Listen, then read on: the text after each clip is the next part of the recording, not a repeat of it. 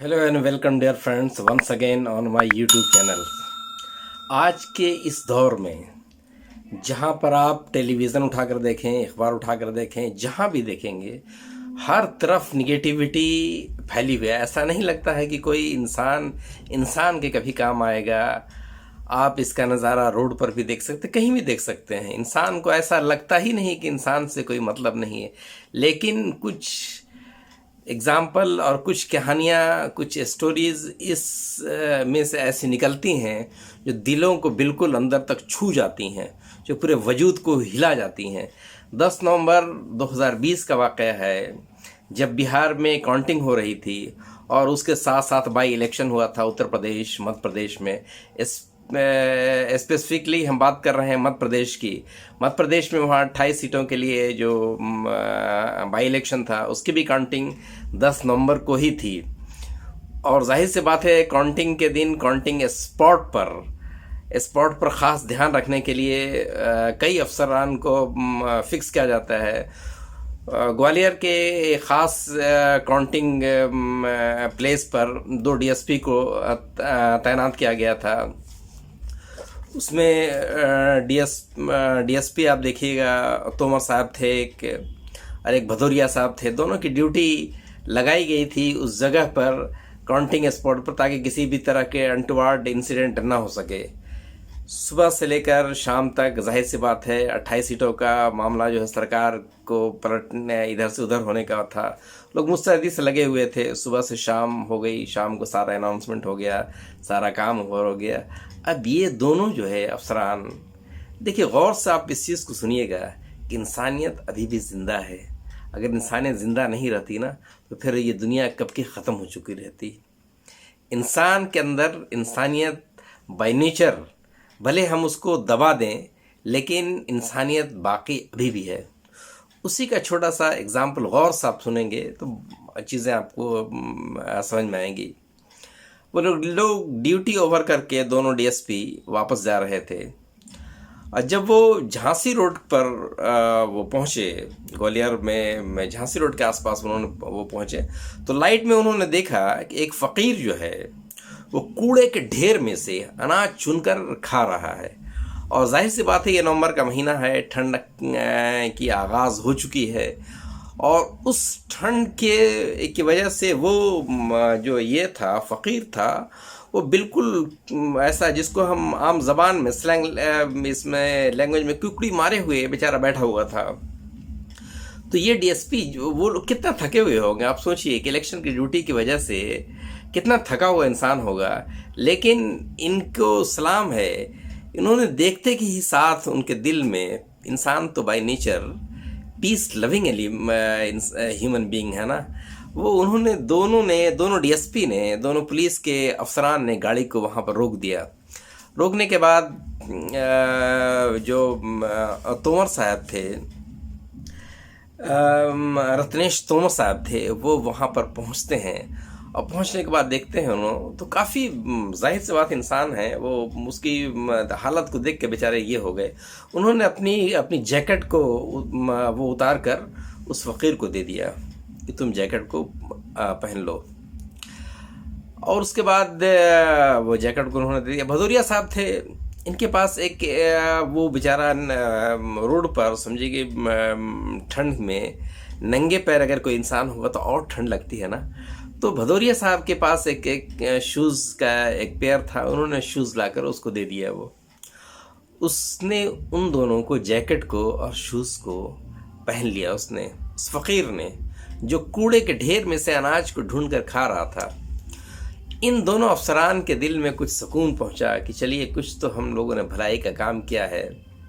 फिर वापस गाड़ी पर आकर बैठते हैं, लेकिन दिल में उनके एक खलिश फिर जागती है कि पता नहीं ये कौन आदमी है, कहाँ का आदमी है, इसने कुछ खाया है या नहीं खाया, इस ठंड रात में ये कब तक इस तरह से वो पड़ा रहेगा यहाँ पे।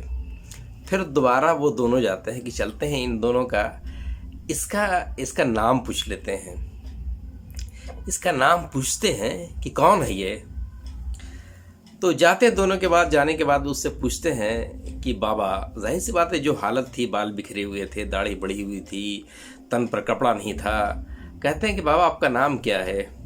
वो फूटे अल्फाज में कुछ बुदबुदाना शुरू करता है, कुछ बोलना चाहता है वो, और बोल के वो बोलता है कि बहुत इस्रार करने के बाद पूछा गया कि भाई आपका आपका नाम क्या है। उसने कहा कि हमारा नाम मनीष मिश्रा है। बहुत मुश्किल से ये लफ्ज़ बोल पाया। मनीष मिश्रा का नाम सुनते ही जो रत्नेश तोमर साहब थे, इनके दिलो दिमाग में, और जो भदौरिया साहब थे, इन लोगों के दिलो दिमाग में एक अजीब सी हलचल आई और उसके करीब गए, और करीब जाके उन्होंने गौर से उस चेहरे को देखा, और देखा तो माजी की उन्हें बहुत एक धुंधली सी तस्वीर उनके सामने आ गई।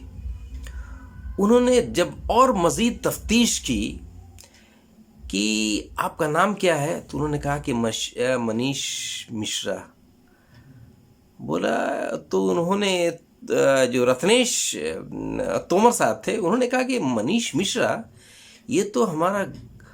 अब उनके आंखों से ज़ारो कतार आंसू टपकने लगा। ये देखकर जो उनके फ्रेंड थे भदौरिया साहब, ये भी रोने लगे। पूछा कि तब लोगों को एहसास हुआ कि ये फ़कीर जो है, ये हम लोगों के बैच का एक पुलिस अफसर है।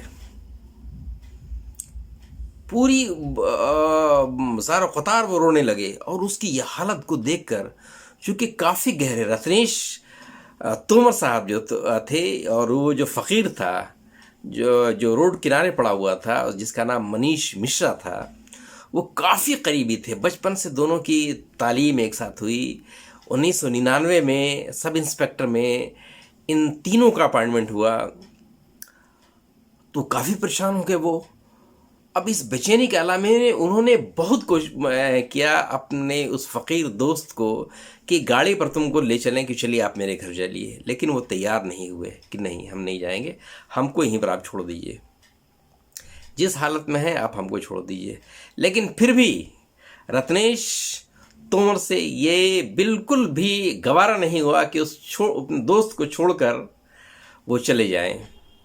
उन्होंने लोकल एनजीओज को कॉल किया जो कि इस तरह के लोगों की देखभाल करती है। उन्होंने कॉल किया, फ़ौरन थोड़ा देर के बाद गाड़ी आई, और उन्होंने कहा कि ख़ास करके कहा कि हमारे दोस्त हैं डीएसपी रैंक, अभी अगर रहते जॉब में तो डीएसपी रैंक के ये ऑफिसर्स हैं। सब लोग चौंक पड़े कि आपके फ्रेंड है ये। उन्होंने कहा कि जी हाँ, फ्रेंड हमारे। उसके बाद अपनी मौजूदगी में उन्होंने गाड़ी पर उनको बैठाया, और उसके बाद वो एनजीओज जो है जहाँ पर वो लोगों को, इस तरह के लोगों को रखा जाता है, वो रखा गया। और नेक्स्ट डे और तमाम अखबारों में और तमाम लोग फिर दोबारा डीएसपी, जो दोनों डीएसपी फ्रेंड्स थे, दोबारा अपने दोस्त को से मिलने के लिए गए। अभी वो हालत धीरे धीरे करके उनकी सुधर रही है। वाक़या यूँ है कि 1999 में ये जो रत्नेश थे और ये फ़कीर जो थे मनीष मिश्रा और भदौरिया साहब, ये तीनों का अपॉइंटमेंट हुआ था सब इंस्पेक्टर में, मध्य प्रदेश में हुआ था, और ये लोग बहुत करीब थे।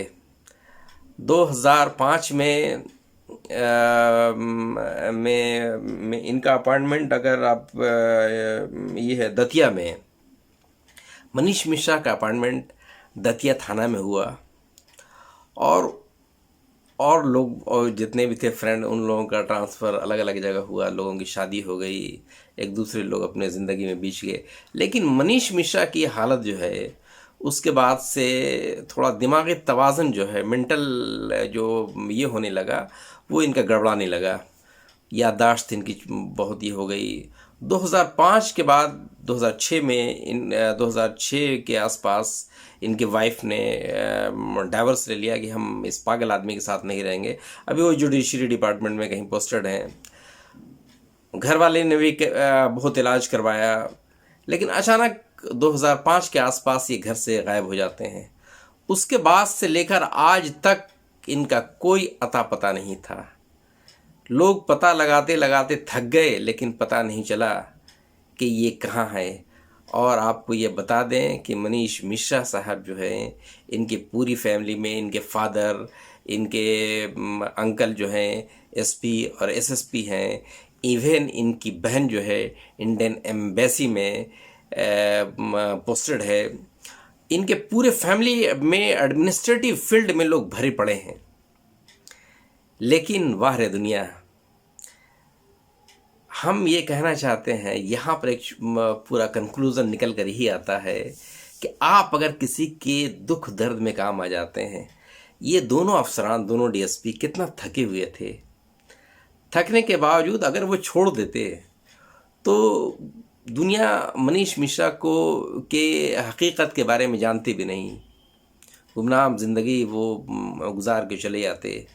लेकिन इन दोनों डीएसपी का सलाम है इन लोगों को जिन्होंने अपनी गाड़ी रोककर एक फ़कीर के बारे में जानना चाहा कि कौन है, कहाँ का है, किस लिए परेशान है, और अपना ही दोस्त मिला। इंसानियत अभी भी ज़िंदा है। अब फ़र्ज़ हम लोगों का है कि अगर हम लोग भी इस तरह के लोगों की अगर इंसानियत का ज़रा सा भी मुजाहरा करते हैं तो हमारी ज़रा सी पहल से कब किसकी कहाँ कैसे मदद हो जाएगी कोई नहीं कह सकता है। इस छोटी सी वीडियो तो नहीं कहेंगे, वीडियो तो काफ़ी लंबी हो गई, लेकिन प्लीज़ इसको वॉच आप ज़रूर करेंगे। ये काफ़ी मोटिवेट करती है कि हम इंसानियत हैं तो इंसान के काम आए, यही हमारा फ़र्ज़ है, यही हमारा धर्म है, यही हमारा दीन है। Thank you so much for being with me. Have a nice day.